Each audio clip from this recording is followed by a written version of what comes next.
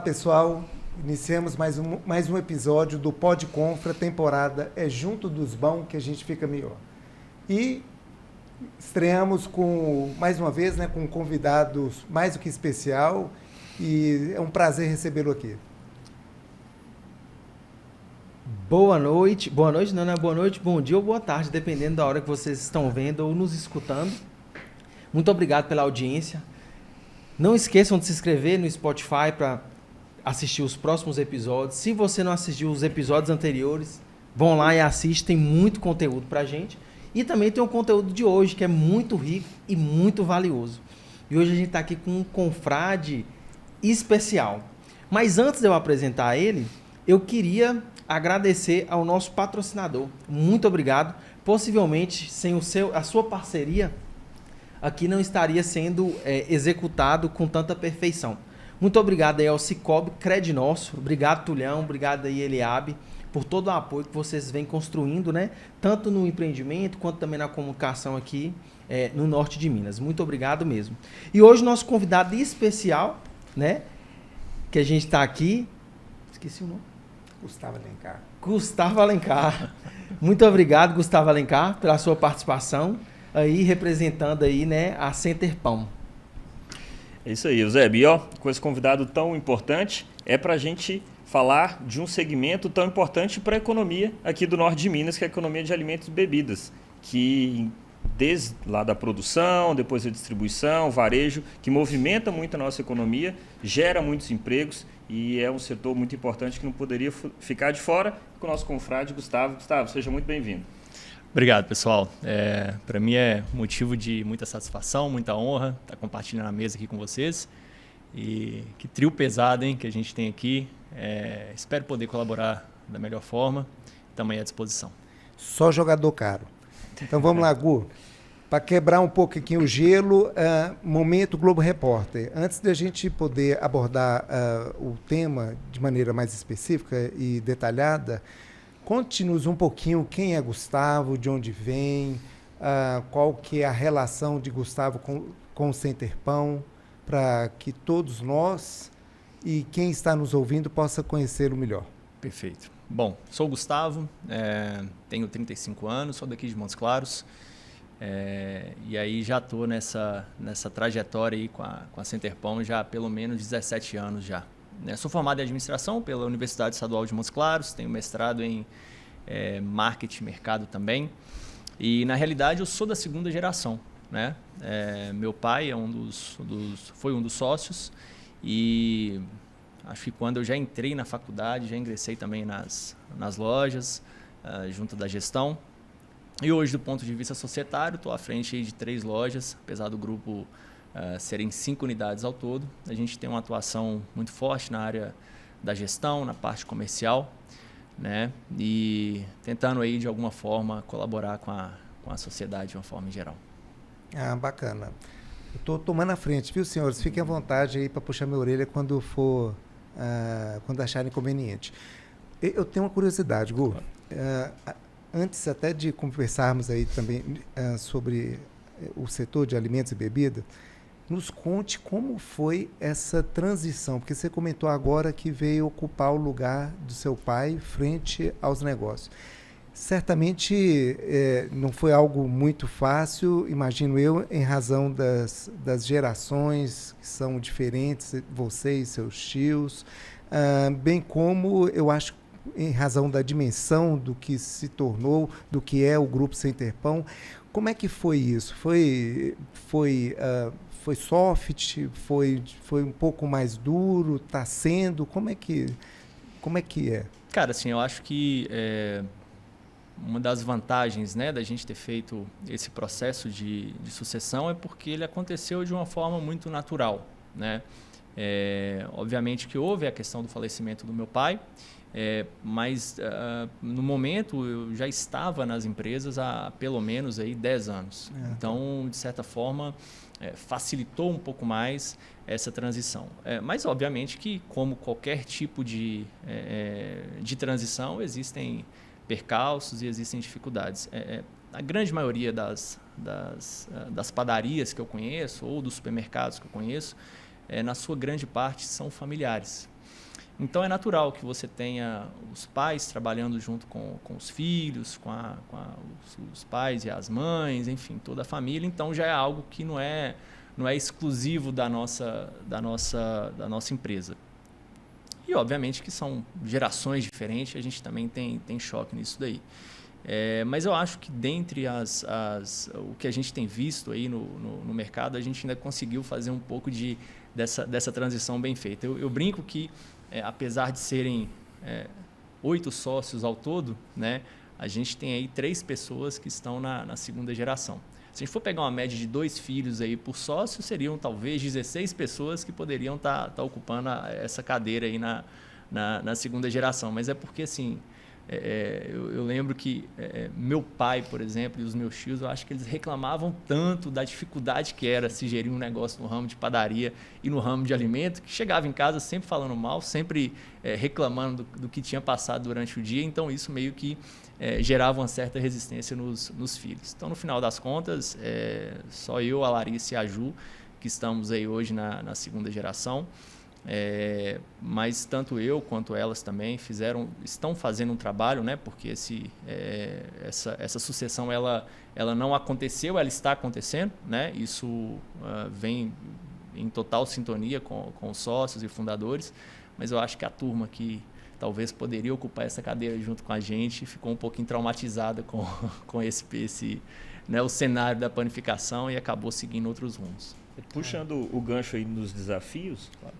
Imagino alguns, né? Vocês são uma indústria, né? Tem que ter uma produção muito firme, prazos, margens muito apertadas, que a gente sabe que é um segmento onde você não tem muito espaço para desperdício, para erros. Quais são os maiores desafios que você enxerga hoje no setor? Haroldo, eu acho que assim, o maior desafio que a gente tem, ele é cultural. Tá? Cultural justamente pelo que você comentou. Eu vou chutar um número aqui, assim, totalmente da minha cabeça, sem fundamentação teórica nenhuma, tá? Mas eu acredito que 98% das padarias e supermercados, elas são, na sua essência, familiares, né? E a gente sabe que uma empresa familiar, ela tende a ser um pouquinho mais distante do processo de profissionalização. Então, tem aquela questão, né? Eu sempre escutei essa frase, cresci ouvindo essa frase, que é o olho do dono que engorda o porco. Então, na realidade, o pessoal sempre pregou, você está lá o tempo todo, olhando o seu negócio, olhando a sua empresa ali, medindo no olho, checando. Mas eu acho que isso também traz uma falta de profissionalização muito grande para o nosso setor. Então é normal você entrar em outras padarias, você vê ali o pai no caixa, o pai na produção, aí a mãe dando um apoio no atendimento. E quando você tem um cenário como esse, você tem uma certa restrição, uma certa resistência ao processo de profissionalização. E aí a gente fala de desafio, fala de margem, fala de lucratividade. Hoje em um mercado tão competitivo e com tanta concorrência, é muito difícil de você manter as margens, manter a sua lucratividade, se você não tiver um sistema de gestão bem definido. Uhum. E aí a gente pega outro recorte, outro cenário, que é a questão das próprias padarias, supermercados em Montes Claros e na nossa região de uma forma geral. É muito comum a gente ter algum tipo de informalidade, né? Então são geralmente lojas menores, o pessoal que está ali no dia a dia, e que acaba, através da informalidade, tendo um pouco de vantagem competitiva em relação a gente. Ora, se eu não pago todos os impostos, se eu não registro todo mundo, tenho uma folha de pagamento menos onerada, quer dizer, eu vou conseguir trabalhar com um preço mais competitivo para ter mais margem. Então, esse talvez seja um dos maiores desafios que a gente tem, que é manter qualidade, que é você manter o produto ali sempre disponível, mas sempre concorrendo numa condição desfavorável, porque o seu concorrente tem uma vantagem competitiva por ser um setor que ele permite um pouco desse amadorismo, né? desse artesanal que ainda tem. E assim, eu até comentei isso no outro podcast que eu participei, a gente sempre tem essa busca, né? Pela lucratividade, pelo lucro, pela margem, mas para um ponto que a gente tem muito fundamentado dentro da empresa. Não adianta você ter resultado e não ter valor. né? Não é a busca do resultado a qualquer custo, sonegando impostos, não registrando o pessoal, não oferecendo a melhor condição para o seu colaborador. A gente quer sim ter resultado, a gente quer sim evoluir com cada vez tendo mais margem, tendo mais faturamento, mas obviamente também trazendo o que é certo, né? Fazendo o que é correto. Então, a gente prega isso muito, de uma forma muito forte dentro das empresas e acaba sendo um desafio, porque para eu continuar tendo valor e tendo resultado, eu tenho que profissionalizar e eu tenho que implementar a gestão das empresas. Cara, já temos o corte aqui do podcast, hein? Que bacana. Isso aí eu vou escrever e vou levar. Perfeito. Muito legal mesmo. Mas quais são os valores do Grupo Centerpão? Cara, a gente é interessante, né? Porque é normal hoje você entrar nas empresas e isso está muito na moda, que eu falo, né? Nossa, você tem que ter ali na parede missão, valores e a gente já discutiu muito sobre isso, né? Mas eu brinco com o pessoal que assim, desde quando eu comecei, né? Assim, eu cresci dentro de padaria, meus tios, meu pai, o tempo todo todo mundo veio de uma infância muito simples. Estou comentando aqui que o Eusébio, que a gente tem um parentesco, né? A turma lá de Coração de Jesus. Então, assim, todo mundo se conhece. Eu acho que o principal valor está nisso, né? Está em enxergar a humildade, a simplicidade e a vontade de fazer o correto, não só para o nosso cliente externo, cliente que está lá fora, mas também o nosso cliente interno. A gente percebe assim, uma aderência muito grande por parte dos nossos colaboradores, porque acaba sendo um pouco o espelho, né? E esse exemplo ele precisa ser sempre demonstrado para ser seguido, né? Então, a gente não tem assim, valores pré-definidos para isso virar uma jogada de marketing para a gente expor para o pessoal. Mas eu brinco que nem a gente conseguiu mensurar a forma como que foi o crescimento, né? Porque os colaboradores também cresceram junto com a empresa. E isso foi acontecendo de uma forma muito natural e eu acho que hoje fica bem evidente no dia a dia. Acho só desse ponto dos valores, eu já te falei isso, aquela homenagem que vocês fizeram para a colaboradora que aposentou no outdoor, aquilo ali para mim foi um reflexo... Sensacional, né? Explicitar o que hoje, né? O quadro na parede ali, que ninguém lê muito, mas não, colocou em prática, colocou no outdoor, e ela era bacana que, assim, era uma pessoa muito... icônica lá, né? Você chegava, te cumprimentava, você via que você estava na fila ali, já oferecia. Né? Arroz, né? Saiu quentinho ali, tá? Muito bacana. Eu tenho depoimentos aí que nesse dia, coincidentemente, eu tinha chegado bem cedo lá na Centerpão. E a turma lá da Alternativa Publicidade estava começando a colar, os colaboradores pararam para ficar esperando, para identificar, reconhecer quem seria a pessoa lá homenageada. E quando descobriram quem era a pessoa, falaram assim, faz todo sentido, tem toda a razão. Legal. Muito bacana. Isso é legal. E pegando o gancho aqui, aproveitando de marketing, né? Quando a gente vê uma campanha, né? Que não é relacionada ao fundo de funil, que é uma conversão mesmo de oferecer, às vezes, uma propaganda, algum produto, ela tem um alcance legal. Porque, assim... não ofereceu nada, somente mostrou, né? Agradecendo a colaboradora que trabalhou tantos anos, né? O reconhecimento. Isso é muito importante, todo mundo vê, né? Todo mundo destaca. E quando você fala trabalhar o cliente externo, mas trabalhar o colaborador, ele é nosso primeiro cliente. Sim. Se ele compra a nossa visão, né? Seja você pequeno, médio ou grande. Isso é de grande valia.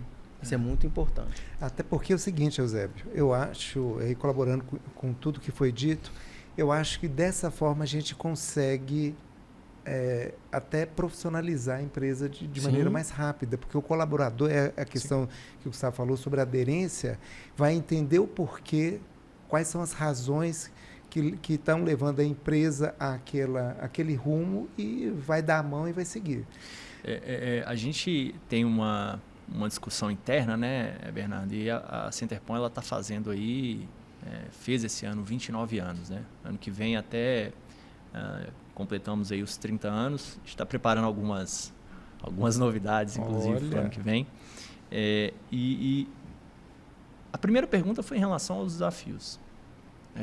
E eu não canso de pensar em desafio e pensar também em pessoas. A gente brinca lá que assim, há 25 anos atrás, as pessoas elas realmente brigavam às vezes para trabalhar na Centerpão e às vezes se orgulhavam, não, a gente trabalha na Centerpão. Obviamente que as épocas mudam, né? Mas eu falo que esse é o principal indicador que nós temos de que você está fazendo o trabalho certo, né? E um paradoxo que a gente vem conversando, a gente pode trocar essa ideia com todos da confraria, isso é normal. Todo mundo reclamando da dificuldade de encontrar pessoas que têm aderência ao negócio. Então, os desafios, eles, a cada dia que passam, são maiores, né? E a gente tem que buscar alternativas para conseguir vencer esses desafios. E assim, as pessoas hoje, a gente voltamos, né, a falar novamente nesses desafios, questões relacionadas à margem, etc. Obviamente que a gente queria fazer um trabalho muito melhor com pessoas, né? Pagar salários acima do mercado, mas a gente sabe que também existem os limites, né? Temos as limitações do próprio segmento, do próprio setor, então o tempo todo isso assim, a gente tem concentrado muitos esforços em consultoria, em mudança de mentalidade para a gente conseguir construir um ambiente dentro da empresa que realmente faça sentido. E aí eu trago uma outra reflexão do nosso setor, que isso não é muito comum no nosso setor, né? Quando se fala em padaria, quando se fala em supermercado, geralmente é um setor que ele é mais artesanal, então traz quer dizer, poxa, o nosso horário, né, de trabalho, o pessoal começa a trabalhar, tem gente que entra 4h20 da manhã, tem turno noturno lá, né, do pessoal que trabalha durante a noite. Então, assim, sai da loja 10h30, 11 horas da noite. Então, assim, são vários aspectos que vão contra, né, a essa qualidade de trabalho, que é um desafio o tempo todo você pensar em como melhorar e mitigar esses probleminhas particulares do setor. A gente vai tentando aí. Não para, né? Não é? Não para. Pro pãozinho quente tá lá 4h20, alguém trabalhou a madrugada inteira para sair. Mas uma curiosidade, você sabe fazer pão? Cara, eu já fiz pão. Não, já fiz. Hoje, vamos fazer pão? Quer dizer, eu não confiaria muito em comer o pão que eu faço hoje, não. Tá? Talvez antigamente, mas hoje eu não confiaria muito, não. Pois eu já comprei muita coisa em Centerpão e falei que foi eu que fiz. Tá? Então, você pode fazer isso. Essa é uma ideia boa. Essa sempre cola, tá? Tá, a gente falando sobre desafios e tendências, meu caro. Que olhando para frente, olhando pro mercado atual, o que você vê como tendência no seu segmento? Cara, eu acho que não tem como a gente fugir do digital, né? Esse é um desafio muito grande que a gente vem encarando, porque com a pandemia ainda, né? Eu lembro como se fosse hoje. A gente teve lá o decreto que as pessoas não... Né? A gente não sabia se a empresa poderia ficar aberta ou fechada, mas o que ficou muito marcado foi o choque que as pessoas tiveram quando entenderam que era a pandemia. Então, eu sempre cheguei na empresa muito cedo, o horário que o pessoal está comprando café para levar para casa. E aquele dia que eu cheguei, falei assim, não tem ninguém na loja. Passava nas lojas assim, não tinha ninguém. Eu falei, cara, e agora? O que vai ser da gente? E estamos em Montes Claros, todo mundo sabe que naquela época o próprio delivery de supermercado, de padaria, era muito incipiente, ainda não se fazia. Então a gente, do dia para a noite, teve que se virar, porque tínhamos que finalizar o faturamento do mês, tínhamos que honrar com os compromissos que ainda tinham no decorrer do ano, e a gente entendeu que se fosse levar em consideração aquele dia específico que foi o marco, ia ser um desastre o restante do ano. Então, lembro também como se fosse hoje, a gente começou e aí eu tive que realmente executar essa parte, junto também com o pessoal que está na segunda geração, a Lara e a Ju, a desenvolver o mercado digital das lojas. Assim. E foi um super desafio, porque até então a gente não tinha nem o telepão, né? Se o cliente quisesse, às vezes, ligar lá, não, eu queria pedir tal pão no mototáxi, a gente não tinha essa modalidade. Sempre existia uma máxima, né? E aí é uma curiosidade interessante. Por que vocês não tinham delivery antes? Pô, não. Cara, a gente sempre quis trazer o cliente para dentro da loja, né? Porque a gente acreditava que ao trazê-lo para dentro da loja, ele seria bombardeado com outras... Cross-sell, upsell e segue. Exatamente. Então, o cara às vezes ia ali para comprar um pão de sal, mas aí ele viu um pudim, viu uma torta. Isso é verdade, né? Então, você nunca vai lá e sai só nos R$5. Exato. Então, assim, a ideia era sempre trazer o cliente para perto. Só que aí a gente começou a entender que é o seguinte, poxa, nós temos a obrigação também de atender o cliente que não quer ir à loja. E como fazer ele consumir, às vezes, mais do que um simples pão de sal, também comprando de forma online. E aí foram meses aí que a gente realmente tentou desenvolver. Ainda hoje temos, obviamente, o nosso e-commerce próprio e conseguimos também evoluir com super apps que a gente chama, né? E isso eu vejo como uma tendência muito grande. A gente teve um pico muito grande de venda durante a pandemia.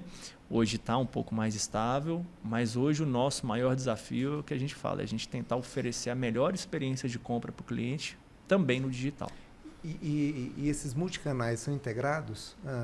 Eu posso comprar no app e apenas pegar lá na loja? Sim, eles são integrados. Você tem a opção de retirar na loja, tanto através do Super Apps, aí eu estou falando do iFood, quanto no site próprio da Centerpão. E ainda é uma particularidade da nossa região. Assim, eu percebo que é um desafio muito grande a gente desenvolver essas plataformas, porque que o pessoal ainda não tem muito costume de estar fazendo supermercado e padaria ainda pelo aplicativo. Obviamente que existe uma fatia, a gente tem uma demanda que a gente percebe um crescimento, mas, para ser sincero, a gente esperava mais desse canal. Cara, e por incrível que pareça, eu compro muita padaria no iFood. Eu vou dar um dado para você, é o seguinte, a gente tem uma loja no iFood que ela tem 74% de share nas padarias de Montes Claros. Só no canal? Só no canal padaria. Muito relevante. Muito relevante. Eu Mas consumo muita padaria. E aí o que eu falo com você é o seguinte, Eusébio, assim, a gente pode olhar por dois pontos. Um share de 74%. Que ok, a gente oferece um ótimo serviço e as pessoas têm como referência a compra. Mas se tem 74%, eu posso enxergar também que é um mercado muito pequeno. Só uma provocação. Claro. O público da Centerpão, ele tá até pela localização das lojas, numa faixa de renda que é um pouco descolada da massa salarial. É um cliente que tem uma renda per capita maior do que na média aqui da nossa região. Não é que você está muito bem posicionado no público que tem o costume de usar esse app? Ao passo que essa padaria que você falou, as outras lojas e os outros players de mercado estão atendendo um público que ainda não tem esse costume? Até que não. Até que não, e a gente faz um estudo através de geolocalização também para ver onde que a gente tem as principais compras, né? Obviamente é na região sul, que é onde as lojas estão localizadas, mas se eu fizer um recorte do número de padarias que existem em Montes Claros versus aquelas que estão com venda online, é muito pequeno. Então, se eu trago o share da Centerpão para o consumo físico de Montes Claros, obviamente que ele é muito menor do que 74%. Porque existem outras lojas, existem outros supermercados, existem outras unidades. Eu levo isso para o digital, a coisa fica um pouco mais restrita. E aí a gente faz essa avaliação de que, apesar do Eusébio comprar muito com padaria, ainda assim é muito pequeno. E aí eu acho que é muito pequeno, você começa a pensar, né? Mas por que não decola? Mas não é geracional, não? Não é porque a turma que vai lá na Centerpão é a geração de... Não vou falar de Eusébio porque ele compra muito, né? Mas talvez minha geração... Cara, eu acho que não, porque a realidade... A gente sempre compara muito com Belo Horizonte. Nosso benchmark principal é Belo Horizonte, é o Verde Mar, é o Super Nosso. E a gente tem acesso a essas informações, né? Temos acesso a tanto ao supermercado quanto à padaria, né, Vianney? E a realidade lá, o perfil do consumo é completamente diferente, né? E eu acho que uma das grandes questões é justamente esse preconceito de que quando você pensa em padaria, você pensa em produto fresco. Vamos sacar supermercado, vamos falar só da padaria. Você pensa em produto fresco. Você pode falar, dependendo da sua localização, você consegue receber hoje um pão de sal fresco, você fazendo o pedido no iFood em até 18 minutos. Esse é a nossa meta de entrega. E eu sou penalizado se eu não cumprir essa meta. Né? Então, uma das coisas que, inclusive, a gente se surpreendeu, e aí eu conto essa história, o pessoal fica né, assim, horrorizado. A gente, quando foi entrar para o digital, a gente tinha duas opções. Ou a gente contratava a logística e nós mesmos fazíamos a entrega, ou a gente deixava a logística por conta do parceiro, né, que é o próprio aplicativo, o iFood. E naquela correria eu falei, não quero mais problema, já vou nunca mexer com digital, não vou ter que mexer com motoqueiro ainda, não. Vou entregar essa entrega aqui para o iFood. Mas você tem 18 minutos para entregar. Eu falei, não, gente, vamos dar um jeitinho. Aquele batedor, aquela coisa. Quando a gente viu, foi justamente esses 18 minutos que começaram a tracionar o aumento das vendas. Porque você pegava na avaliação, estava lá, adorei a entrega, super rápida. Muito bom, super rápido. Se você for fazer uma avaliação das avaliações, você vai entender que o tempo curto é o principal ativador de venda. Perfeito. Então, isso conversa muito com o que a gente fala como padaria, porque geralmente eu quero comer padaria, eu quero alguma coisa mais instantânea, eu quero receber um pessoal em casa, eu quero tomar um café, eu quero... Pirâmide de Maslow, eu peço porque eu estou com fome, para agora. Então, e assim, eu acho que, apesar de ter o costume já de você pedir um jantar e ele chegar rápido, um hambúrguer ele chegar rápido, não se pensa isso do pão de sal, né, do salgadinho, o salgadinho chegar quente para você. Pô, lá a gente vende cappuccino, cara. Na entrega. E o cappuccino chega quente. Então, assim, você vai quebrando alguns paradigmas, mas que eu não imaginava isso. Isso, na verdade... chegar para mim já tá bom. Isso, na realidade, foi um dificultador que a gente enxergou. Porque quando começou a surgir aquela demanda de tempo de 18 minutos, poxa, o que nós vamos ter que fazer? Mas eu acho que colocar na reflexão também é o seguinte. A gente não tem trânsito em Montes Claros que atrapalha.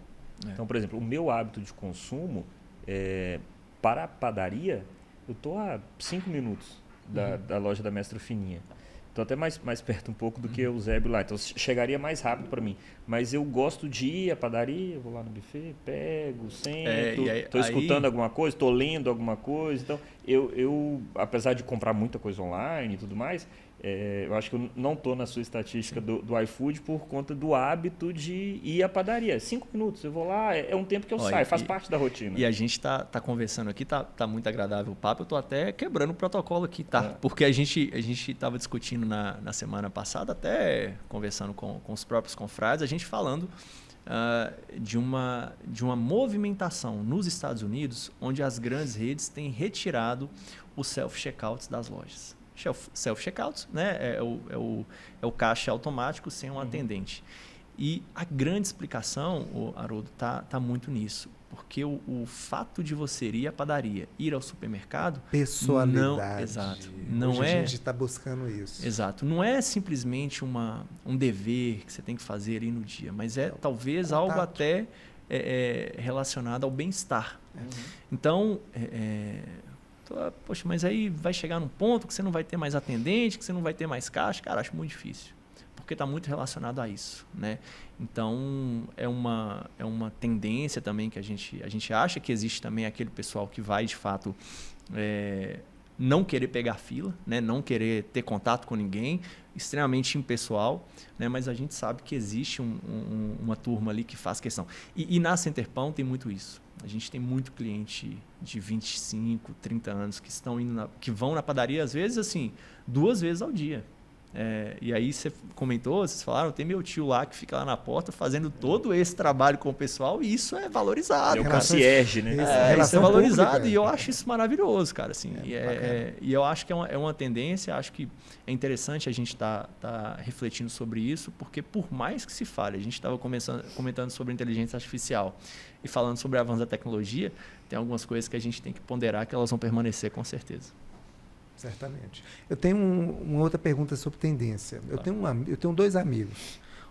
Um é extremamente ocupado e aí ele vive comprando via iFood, comida pré-feita, apesar até de saber cozinhar razoavelmente bem. Sim. E tem um outro amigo que adora atividade física e ele tende a sempre observar os rótulos para saber se é mais natureba ou não é.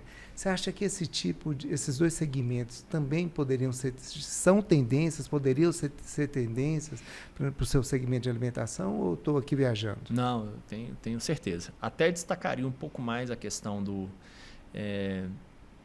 desse seu amigo da alimentação saudável. Você pode falar para ele, é Eusébio, o outro é Haroldo, tá? Perfeito. Eu destacaria a parte da alimentação saudável como um potencial maior de desenvolvimento.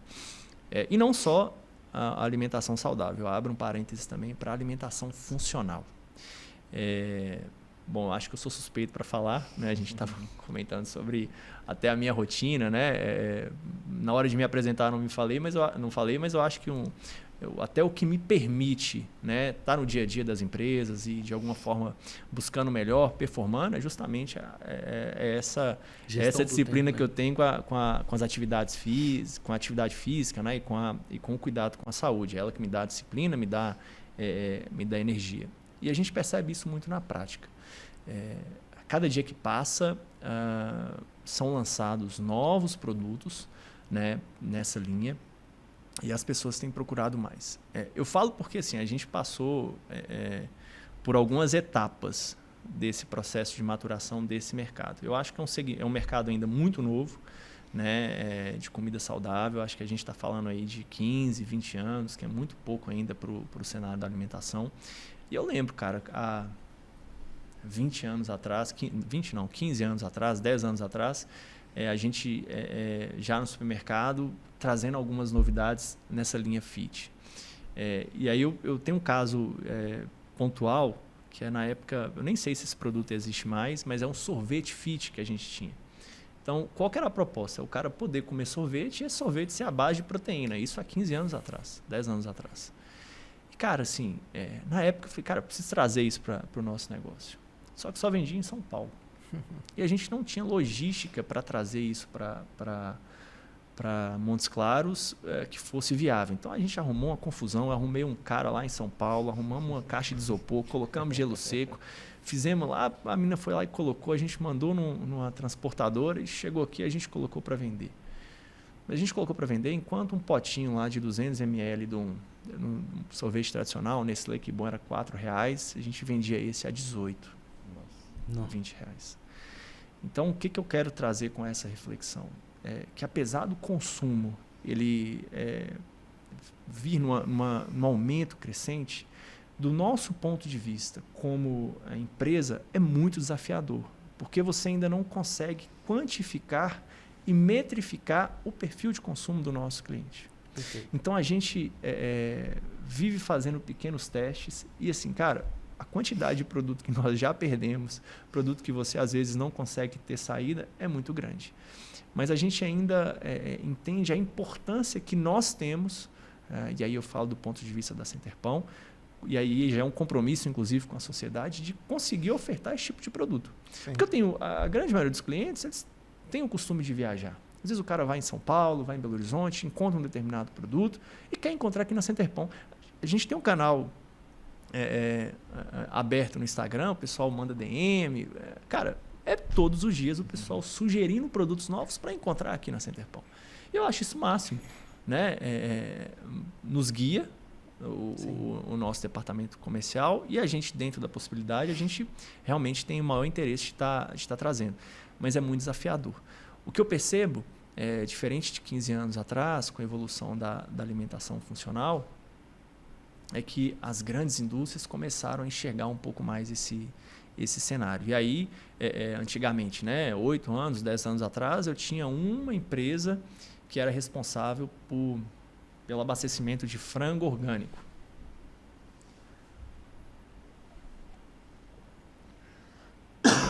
Perdão.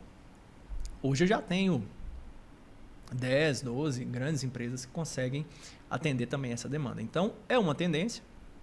Eu acho que as coisas vão se normalizando, até do ponto de vista do preço. Né? Eu vendia um sorvete de 200 ml a R$20, 10 anos atrás. Hoje eu já consigo trazer um produto um pouco mais competitivo nesse sentido. Agora, um ponto muito, muito interessante é a linha funcional, né? São os intolerantes, a glúten, a lactose, que a gente também fica muito, muito atento a isso, porque tem crescido cada vez mais. Absurdamente. Lá em casa, por exemplo, eu tenho uma consumidora voraz. Ana? A Ana tem alergia a glúten. E aí ela faz muito... E impressionante é como a gente tem observado no nosso ciclo de amizade, como tem crescido nesse Tem crescido, e para a gente é um desafio muito grande, porque para você, por exemplo, desenvolver uma linha de produtos 100% sem glúten, você não pode fazer isso dentro da sua indústria. O ambiente, para não estar o contaminado. ambiente ele tem essa contaminação cruzada. Então hoje a gente tem produtos, obviamente, sem glúten. A gente tem um projeto, né, de desenvolver isso, né, num local separado, mas que hoje a gente ainda não tem essa viabilidade. Mas assim, tenho certeza que no máximo 3 anos isso vai ser uma realidade para a gente. E repito, é uma crescente que a gente tem visto, e hoje eu confesso para vocês que a gente não mede esforços para sempre estar trazendo o que há de mais interessante aí no mercado, do ponto de vista tanto da alimentação saudável quanto da alimentação funcional. Você falou aí do fornecedor de São Paulo, e deve ter diversos lugares do Brasil, e me fez pensar na questão tributária. Quando a gente fala, poxa, vai ter ST, ICMS, se eu comprar daqui, como que é essa inteligência tributária hoje? A gente já falou aqui das margens que não são, né, não te permite tanto ajuste no preço final, o preço é dado, né, o consumidor ele tem ali um limite para pagar até determinado produto. Como que vocês fazem esse planejamento tributário com essa complexidade toda, com vários itens que são classificados diferentes? A gente viu aí recentemente, né, que o bombom não é mais bombom, é o waffle de chocolate, por conta da classificação, e com isso economiza tributo. Como que vocês lidam isso? Tem um setor especial? Conta pra gente. Esse é um ponto bem legal, e assim, a gente vê isso na prática, né? Como eu estou muito ligado ao setor comercial, dou um exemplo para você. É normal a gente vou fazer uma negociação com o fornecedor, aí o fornecedor, poxa, Gustavo, isso aqui mudou a gramatura. Tá, mudou a gramatura, não é mais 1 quilo, agora é 1,05 kg. Pô, mas você vai tentar entender, né? E aí você começa a pesquisar, você começa de curioso, você começa a identificar, você vai perceber que existe uma brecha na lei que limita um determinado percentual tributário de alguns produtos até 1 quilo e uma isenção dos produtos acima de 1 quilo. Então você tem uma mudança da embalagem de 1 para 1,05 só para. Então assim, 1,05 é maior que 1, né? Então não tem muito para onde correr. Então assim, é um pouco do que a gente vê no dia a dia. Hoje o nosso setor contábil e fiscal, ele é híbrido, né, que a gente fala. A nossa contabilidade, na verdade, externa in-house. Externa in-house. A contabilidade ela era interna. Quem fazia essa contabilidade era até o Thiago, mandar até um abraço para ele, que é um grande amigo. Ele ficou durante muito tempo internamente com a gente e aí decidiu alçar, né, novos voos, e hoje ele tem uma contabilidade própria e que presta serviço para a gente. E aí a gente até brinca que a condição que a gente deixou ele sair, né, foi que ele continuasse prestando o mesmo serviço como se estivesse interno, mas externamente. Cobrança pública aí, viu, Thiago? Eu não vejo outra alternativa, Haroldo, se a gente não segmentar dentro do setor fiscal e contábil. Hoje o Thiago ele é especialista nessa área, ele tem aí a grande maioria dos clientes dele nessa área de supermercado e padaria, não só em Montes Claros, mas em Minas Gerais, e realmente é muito complexo. Você vai pegar um supermercado igual da Messa Fininha, nós estamos falando de 15 mil itens.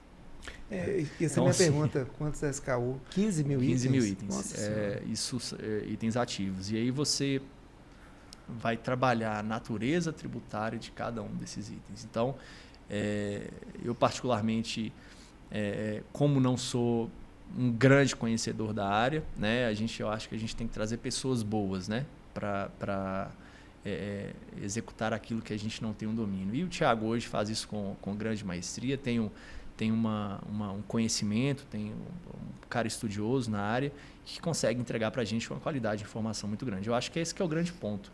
É você ter acesso à informação para você tomar essa decisão, né? Então, a gente estava falando inicialmente lá de margem, e esse é um ponto muito específico, né? Eu só consigo ter margem quando eu precifico bem.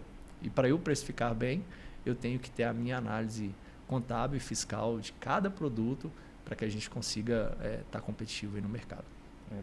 A gente vê a questão tributária que tem até a proposta, né, de ser mais simples, mas é um depoimento desse que nos leva a pensar, se esse tempo inteiro, se essa dedicação toda tivesse liberada para criar novos produtos, expansão, investir naquilo que precisa, gerar mais emprego, né? E é aquilo que a gente fala, né? A gente trabalha com... Eu tenho produtos importados, a gente compra direto da importadora. É uma tratativa. Você compra no fornecedor aqui em Montes Claros, é outra tratativa. Você compra o produto nacional em São Paulo, é outra tratativa. Então, assim, produto transformado, própria, né? Produção própria. Então, assim, é uma infinidade de coisas. Realmente, você precisa de ter pessoas que estão no dia a dia, que tenham conhecimento para te apoiarem nisso aí. Eu tenho uma pergunta. Claro.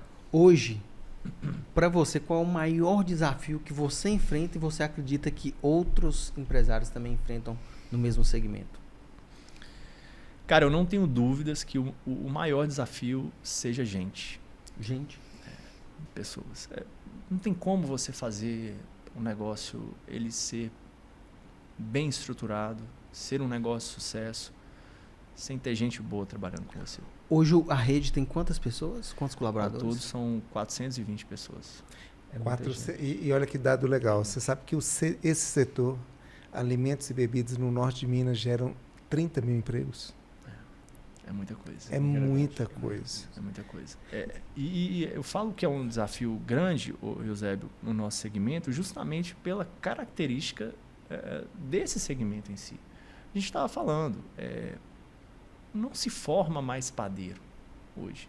Né? Assim, antigamente tinha muito. Né? Hoje, para você ter um curso profissionalizante, para o cara ter essa formação, é difícil. Então, em tese, é uma profissão está em extinção. Então, qual que é a nossa preocupação e onde que o meu esforço está concentrado hoje?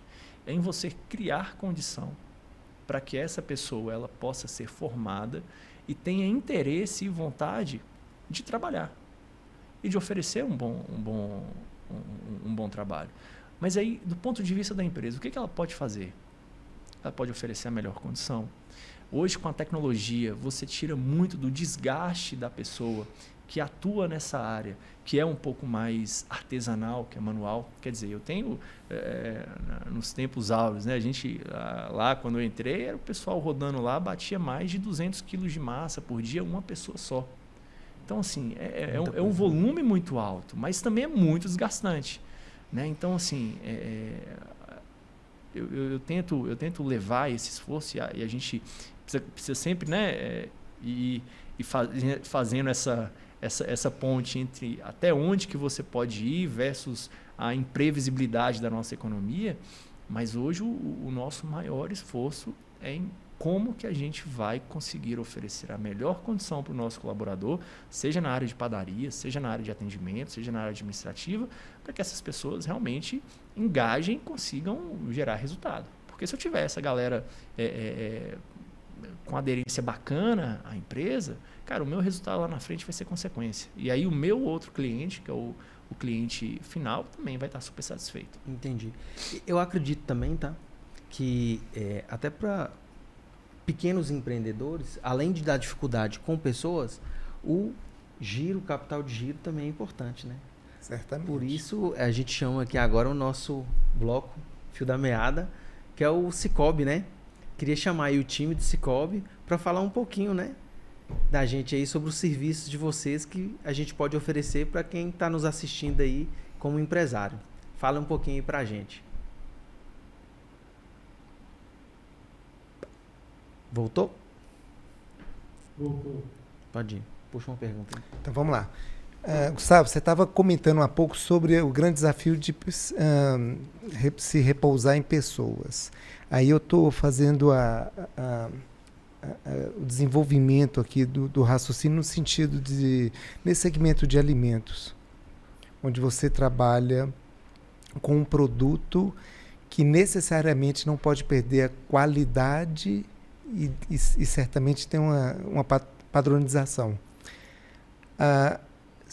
Em algum momento vocês pensam em centralizar essa produção justamente em razão desse dificultador de pessoas aliado a essas diversas problemáticas ou não está no radar de vocês? Ele deu uma risadinha, viu? Ele deu uma risadinha. Eu nem sei se eu poderia estar soltando essa informação aqui em primeira mão, né? Mas vamos soltar, porque a gente está...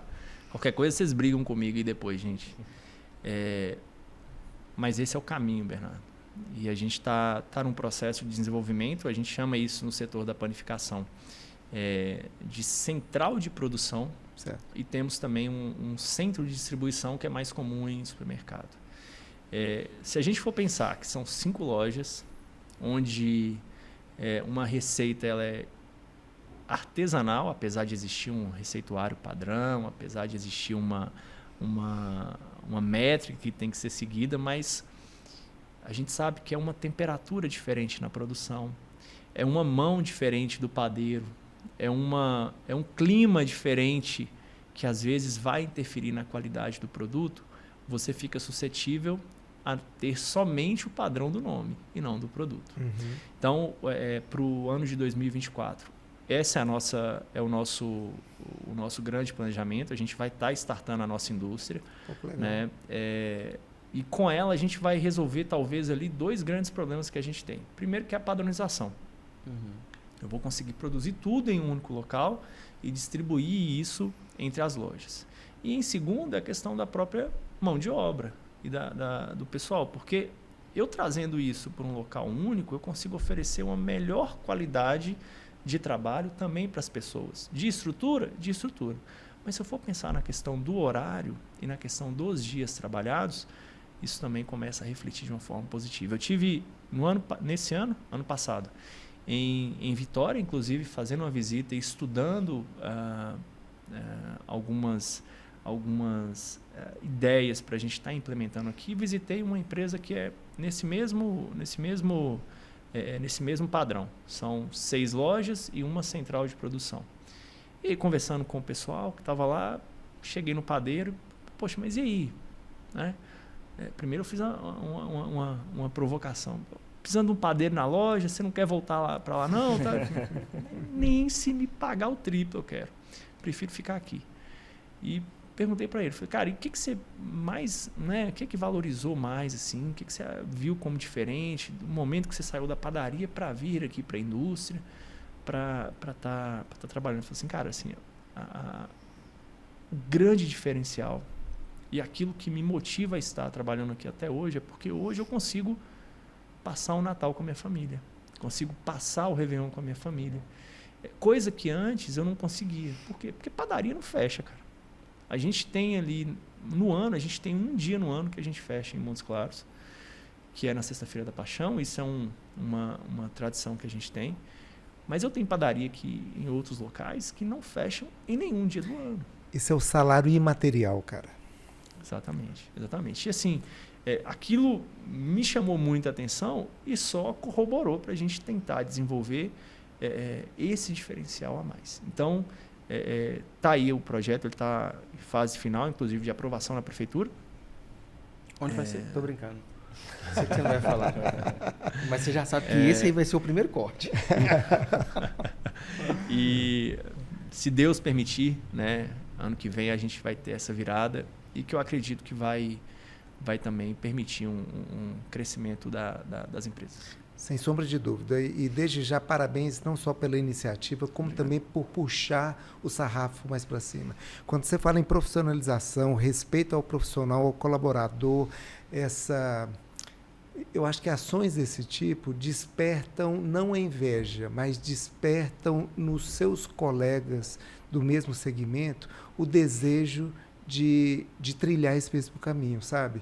Acho que vocês estão desbravando e aplanando aí essa rodagem e daqui a pouco, quando olhar para trás, vai ter muita gente seguindo, o que é bacana. Porque acho que o maior elogio que nós empresários podemos ter é a cópia.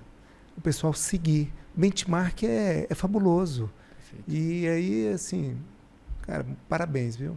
Não, obrigado. Com essa centralização de produção, a gente sabe que o nome é muito forte, o nome Centerpão. Vocês pensam em ter produtos próprios para disponibilizar em outros PDVs, massa, algo congelado, que vocês poderiam utilizar a marca que é muito forte e ter uma capilaridade maior? Isso está no radar? Como é que você enxerga isso? Cara, assim, eu tenho alguns exemplos de cases similares a esses, assim.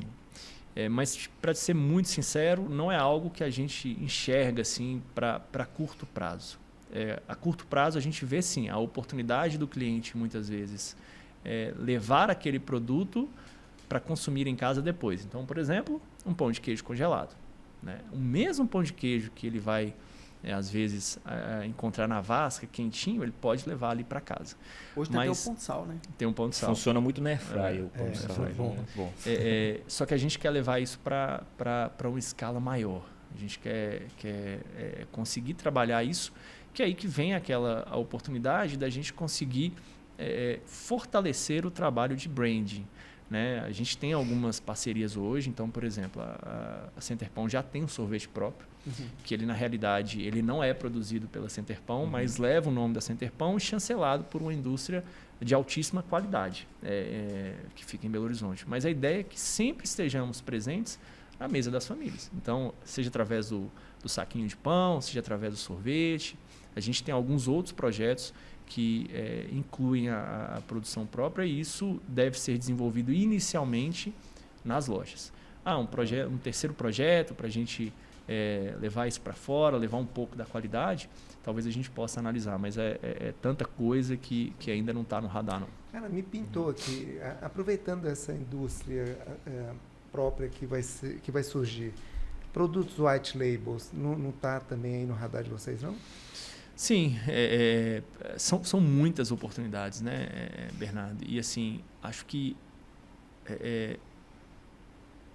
materializar esse projeto ainda é um pouco recente demais para a gente fazer. Eu brinco com o pessoal que assim, a gente está tão sufocado hoje do ponto de vista da produção, porque mesmo que a gente não esteja vivendo a melhor fase econômica da vida, né, mas a gente percebe que o negócio se desenvolve, novos produtos chegam, você tem que lançar linhas diferentes. E, cara, hoje a gente tem uma alimentação física mesmo, né? Então, assim, hoje o que mais a gente quer é conseguir dar vazão para essa demanda que a gente tem feito hoje, para fazer isso melhor ainda e, a partir daí, pensar em outros projetos. E aí, assim, poxa, ter uma receita exclusiva que aí o pessoal vai topar colocar a Centerpão em outro supermercado, em outra cidade, acho que isso pode ser fácil de se pensar, mas é um projeto ainda para médio prazo. Dentro desse projeto, logística vai ser um desafio? Cara, vai ser um desafio, mas Montes Claros é pequeno. Montes Claros ele é pequeno. Talvez o desafio logístico que nós temos seja muito mais relacionado a produto do que a como executar a logística. Né? Hoje, para ser muito sincero, a gente já faz um trabalho de centralização meio que improvisado. Então, a gente já está caminhando para desativar algumas unidades de produção nas lojas, concentrando em outras lojas e fazendo esse trabalho logística, até para ir aprendendo com os erros, com as dificuldades, para quando a gente chegar num cenário mais profissionalizado, ter menos ruptura. Mas hoje um grande problema que nós temos em Montes Claros é o clima. Né? Então, assim, mesmo que você vá fazer um transporte de uma torta confeitada hoje, dentro de Montes Claros, 3h30 da tarde, com 42 graus, né? Assim, se você não tiver um caminhão resfriado, isso é muito difícil. Então, mas hoje acho que a gente ainda tem muita facilidade para rodar em Montes Claros. As lojas são relativamente próximas, assim, e apesar da gente ter uma ideia de abrir outras lojas para outras regiões, eu acho que não vai ser um dificultador, não. Opa, tá tendo uma transmissão de pensamento. Eu ia perguntar assim, tem projetos de novas lojas? Também já adiantou. 2024 ou 25? Se Deus quiser, em 2024. Se Deus quiser.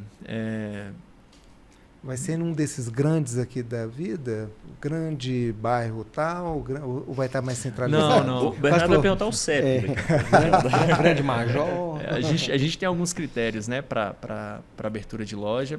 Obviamente não tem nada definido, mas essa própria movimentação para a central de produção, para a centralização, é um ponto que viabiliza a abertura de novas lojas. Aí eu posso trazer um número para vocês. Vamos lá, que a gente quer abrir uma nova unidade.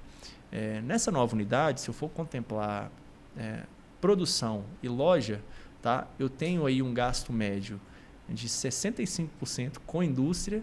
Olha, que isso. E 35% que com cozinha loja. grande. Cozinha grande. A gente só vê a ponta do iceberg ali, Só né? a prateleira. E não só em termos de tamanho, nós estamos falando em investimento também.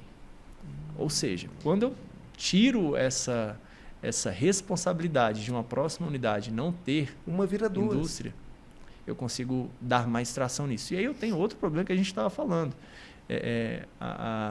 O próprio zoneamento urbano hoje de Montes Claros não te permite, dentro dessas grandes regiões que a gente está falando, impor indústrias, né? A gente não consegue trabalhar com indústrias propriamente ditas nessa. Então é outro dificultador. Então, na hora da gente fazer a análise, a gente está vindo na segunda geração. E aí eu sempre comento com o pessoal que é o seguinte: só justifica eu continuar nas empresas ou dar sequência nas empresas se a gente tiver um planejamento para crescer o negócio. Porque eu penso que se você não crescer, você automaticamente está sendo engolido, você está diminuindo. Então, poxa, precisamos crescer. E aí, quando você vai fazer a análise de, poxa, para eu abrir uma loja, primeiro, a dificuldade de você encontrar mão de obra. Depois, a dificuldade de você financiar e você viabilizar o investimento para construir loja de produção. Né? Então, assim, tudo vai levando para aquele aspecto que a gente falou de padronizar e trazer tudo para um único local. Então, se Deus quiser, em 2024 a gente consegue pelo menos startar esse projeto de loja. Eu vou deixar nova. já registrado aqui. O segundo momento de expansão vai ser franquias, eu já tenho interesse, tá? Se Deus quer. E é um ponto específico. A gente recebe muita sondagem, o pessoal de fora, querendo abrir Centerpão fora de Montes Claros, Brasília, São Paulo. Assim, acho que isso também é uma espécie de reconhecimento, né, do que a gente vai tentando fazer da melhor forma. Bacana. Eu já chutaria a região, mas eu vou guardar. Na hora que desligar a câmera, você conta pra gente. Tá bom. Senhores, adorei a aula, e vocês? Muito, muito boa mesmo. Bastante, deu para aprender bem e entender que o que a gente enxerga e pega na prateleira ali tem muita coisa por trás. Muita coisa por história. trás. Verdade. A complexidade deve ser muito grande. Até a questão de validade deve ser difícil, hein? Esse é um dos principais pontos, porque é produto que é feito geralmente para consumir no dia, né, cara? E aí a gente sempre tem aquela máxima, né? Produzir a ponto de não deixar faltar e também de não sobrar muito. Porque a perda por sobra come sua margem de lucro. Aí entra aquela questão, como a gente profissionaliza muito, a gente gera um custo elevado operacional. Então, o que a gente precisa fazer para desperdiçar? Às vezes a padaria do bairro, familiar, ela pode ter uma margem de desperdício um pouco maior, porque ela tem uma gordura para ser queimada, né? Sim. Mas quando a gente entra 100% do profissionalismo, não tem jeito. Isso eu posso falar também no meu segmento, né? Prestação de serviço. A gente tem um custo operacional muito grande. Eu não posso concorrer com, às vezes, um designer, um produtor, alguém que está dentro de casa e não tem um custo operacional. Sim. Quando eu pego meu aluguel, folha de pagamento, tributos, impostos, né? Aí vem segurança do trabalho. Quando você começa a calcular tudo aquilo, ele vai ratear. Infelizmente, tem que passar para o consumidor final. Alguém pagar a conta. Não tem milagre. E você acaba, né, na posição de referência, sendo também vidraça. Uhum. Poxa, surgiu a necessidade de uma fiscalização. Onde que o pessoal vai? Surgiu eu até brinco com o pessoal assim, né? Se a gente fosse fiscalizado, ou se as outras padarias de Montes Claros fossem fiscalizadas da forma como nós somos, né? De duas, uma, ou a gente teria poucas unidades, poucas padarias, ou o nível de de trabalho dela seria altíssimo, porque realmente, assim, e é aquilo que a gente fala, é o tal do resultado com valor, né? Já que é para estar no dia a dia, vamos fazer da melhor forma. É isso aí. É bacana. Quando a gente pega questão de precificação, eu consumo no iFood. É óbvio que eu também procuro preço, né? Qualidade é importante, mas preço também é. Mas eu gosto de comparar os preços. E quando a gente olha Center Pão lá, quando você citou nas primeiras perguntas, é competitivo. E tem vários produtos que têm destaque de preços menores.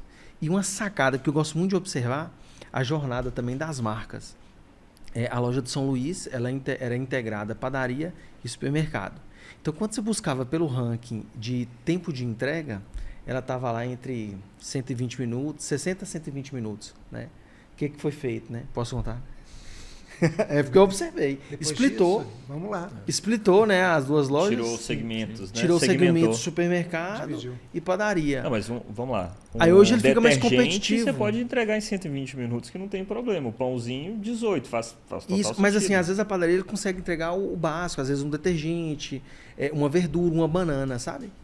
Mas quando você vai para o supermercado, ela já tem uma variedade de SKU, né? Vou lá revelar alguns segredos aí da Maior, plataforma. Mas eu não fiz uma análise. Fez uma análise muito correta. Na realidade, como que funciona? Do ponto de vista da empresa, quando você se coloca como vendedor no iFood, né? Isso em algum outro super app, nesse caso específico, você tem a oportunidade de vender de duas formas. Ou na opção restaurante, ou na opção mercado. A opção restaurante, você consegue fazer a inclusão de todos os seus produtos que você tem vontade. Então, vamos lá. Um misto. Um pão de sal com manteiga. Um pão de sal com mortadela. Um pão de sal, um pão batata com manteiga. E eu posso colocar o ovo, eu posso colocar a banana, posso colocar um outro refrigerante. Essa é a opção do restaurante. E que eu consigo fazer a entrega em 18 minutos. O Super App me dá a opção também de conseguir fornecer nessa opção mercado com uma infinidade de produtos muito maior. Mas aí, como é que a gente havia comentado? Quantos mil itens que nós temos? 15 mil itens. Como que eu vou alimentar um sistema manualmente, né, através de 15 mil itens? Então, qual que é a solução? Eu integro a plataforma com o meu sistema. Então, quando você abre lá o sistema do iFood, vai na aba Mercado, é basicamente uma leitura que o iFood faz do nosso sistema, identifica o que tem em estoque, puxa uma foto do banco de dados que ele tem e disponibiliza para você. Mas é uma API? É uma API. Entendi. Isso precisa ter uma integração, isso tem e assim... É manual, né? Não eles devem ter toda uma equipe para fazer essa integração. Tem uma equipe para fazer integração. E que dá muito problema. Os Porque... grandes players vão usar o mesmo RP, né? Então acaba que tem um ganho de escala Isso, nisso, né? E assim, qual que é a grande vantagem? Eu tenho essa mesma metodologia no nosso site próprio. Perfeito. Só que muitas vezes o que a gente não consegue oferecer? E é onde a gente tenta, às vezes, investir, né? Tempo e desenvolvimento. Não, é experiência de compra. Hoje, o que você tem como experiência de consumo, de navegação em um super app como esse é um negócio bizarro. E para eu competir com eles no meu aplicativo próprio, aí eu vou ter que gastar muito tempo, gastar muito dinheiro. Ou contratar Nobis para fazer o UI UX. Aí não é nem experiência de venda, eu acho que é realmente inteligência de dados.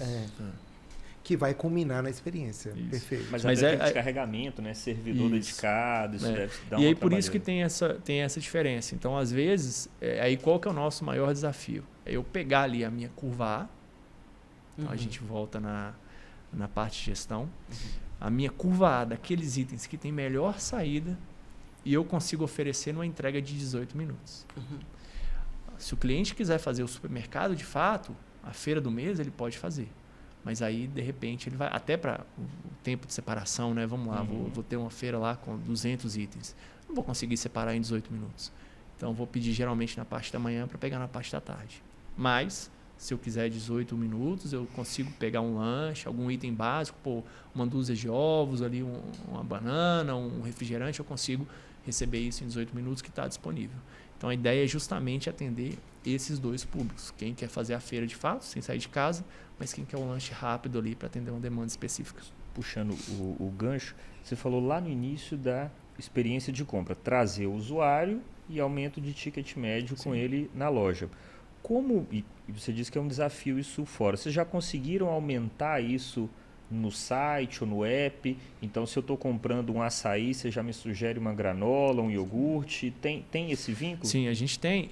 Apesar de hoje a nossa plataforma ela não ser de desenvolvimento próprio, né? A gente optou por adquirir uma solução, mas que ela tem essas opções. Então, a gente trabalha hoje com app, né? Então, você recebe notificação de push lá, então vai chegar, por exemplo, tá calor agora, chega o final de semana, você tem algumas ofertas dedicadas ao segmento, com cerveja, com bebidas, com churrasco, com combos. Então a gente tenta fazer isso, mas a gente ainda percebe, Haroldo, que voltando naquele aspecto que a gente havia comentado, que a sensibilidade do consumidor ainda é baixa. Eu fiz questão de puxar esse dado com as próprias plataformas, porque eu não assim, cara, eu não me conformava. Poxa, a gente está fazendo tudo certo. Estou fazendo o dever de casa, o playbook, tudo certinho. Por que a gente não está tracionando como o nosso concorrente em Belo Horizonte? Porque, na verdade, eu não tinha nem comparativo com o concorrente aqui de Montes Claros ou com o histórico. Eu tinha um comparativo com Belo Horizonte. E a gente entendeu que é uma particularidade regional. Desistimos? Não. Continuamos fazendo. Então, cada dia tentando melhorar, aumentando o investimento, aumentando o budget. Mas tem sido um aprendizado e um quase que um processo grande. Educativo, né? Vocês estão ensinando. Exatamente. Agora, um dificultador de app é a questão do LTV, né? Que é o tempo de vida do usuário. Hoje, vocês na gestão conseguem mensurar o custo de aquisição por cliente e o tempo de vida dele por multicanais? Não, especificamente no canal digital não, porque não é uma plataforma própria, então você tem algumas peculiaridades e hoje e aí isso está dentro do planejamento para 2024, inclusive com esse marco dos 30 anos, que a gente está desenvolvendo um CRM interno para justamente começar a identificar essas questões. Temos até um grande amigo, né, que eu utilizo como referência, o pessoal da Minas Brasil, tanto o Leandro, o Luciano. Ele já tem algumas atuações nesse cenário, mas aí a gente volta para aquele primeiro ponto que a gente comentou, que é o aspecto cultural, né? A gente veio de padaria e se tornou supermercado. Então, a gente ainda traz muito isso, né? A gente ainda tem muito disso. Então, existe algumas outras particularidades que impedem, obviamente, mas isso precisa ser quebrado e a gente vai conseguindo evoluir. Mas eu não tenho dúvidas que é um grande diferencial competitivo, né? A gente que está na segunda geração, a gente sempre traz isso para as reuniões e tenta desenvolver isso junto com o restante do pessoal, porque eu percebo que com a competitividade, você não pode mais não conhecer o seu cliente. Você tem que saber do seu cliente. Saber o perfil de consumo, eu tenho que saber o que o Bernardo consome, o que o Eusébio consome, o que o Haroldo consome, porque só através desse entendimento eu vou conseguir gerar um diferencial para ele, para que ele não vá no meu concorrente. É a famosa experiência. E essa integração do CRM, né, que é a base de dados, acho que nós falamos isso em quase todos os podcasts, para eu entender a jornada, porque assim, às vezes eu quero trabalhar multicanais, trabalhar um omnichannel, né, ali que ele compra no app, pode retirar na loja, só que como é uma rede, tem várias lojas, o banco de dados é totalmente quebrado. Onde tem estoque, aí, por exemplo, eu vou no São Luís, beleza. Mas não quer dizer que eu tive uma quebra se eu comprei em frente ao shopping. Eu ainda continuo amante e consumidor da marca. Mas como que eu vou acompanhar toda essa trajetória? Eu acredito que é um desafio. É um desafio e principalmente levando em consideração o perfil da empresa. Você tem que quebrar muita barreira em cima disso daí. O próprio segmento, ele é muito difícil, né? A gente estava falando agora a respeito de né, da posição do mercado. E aí, assim, até uma informação. Quando você vem no perfil de consumo, por exemplo, de uma Coca-Cola, né, de um refrigerante, ele tem ali uma espécie de CPF, que é o seu EAN, que é o código de barras, que vai ser o mesmo em qualquer unidade. Tá? Né, você falou na Messa Fininha, em frente ao shopping, nas outras lojas. Mas o perfil de compra do pão de queijo não é um produto que ele tem um código padronizado. Entendi. Então ele vai ser diferente, esse código, em todas as outras unidades. Então, até para eu rastrear o comportamento desse produto e comparar isso com outros cenários é muito difícil. Então, ele tem que se estruturar internamente, fazer um dever de casa para poder estar... Esse hoje, talvez, vamos chamar isso de... Vamos dividir em desafio externo e interno. Talvez internamente seja o maior desafio porque está relacionado à qualidade da informação. E hoje, sem informação, você não consegue tomar decisão. Se criar novos códigos, perde rastreabilidade? Perde. Entendi. Total. Entendi. É isso aí. Se você usa a Drogaria Minas Brasil como referência, procura saber quem faz o marketing deles. CTA. O nome disso é CTA. Vamos finalmente, o bate-papo tá muito bom. Depois dessa, a gente pode finalizar. Então vamos lá. Gustavo, pode finalizar? Pode. Queria agradecer muito o bate-papo hoje. A Haroldo aí está com a gente também e vai estar nos próximos. Isso aí. Queria agradecer muito aí o tempo, que a gente sabe que para o empresário hoje a gestão de tempo ela é primordial e a gente sabe que você faz muito bem, né? Quando eu acordo ele já fez 10 coisas, eu falo, putz, e agora? Mas quando você vai dormir eu fiz mais 10. Né? Tá certo. Tá quase a hora aqui também. Não, ainda vou trabalhar. Mas muito obrigado pelo seu tempo. Espero que quem nos assistiu e escutou aí tenham pego os insights também valiosos. E assim, obrigado mesmo de coração.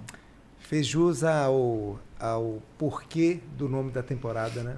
É isso aí. É junto dos bons que a gente fica meio... Cara, muito obrigado de coração.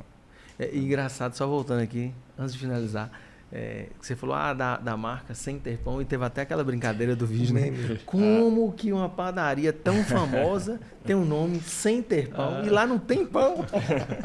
Muito legal. Esse. Gustavo, obrigado pelos insights, pelos bastidores e contribuiu muito para a gente e com certeza para quem está nos assistindo. Perfeito. Eusébio, Bernardo, Haroldo. Eu que tenho que agradecer, né? Pelo contrário, isso para mim é um prazer poder trocar ideia aqui com vocês, né? Acho que a gente tem que... não tem por que esconder nada, né?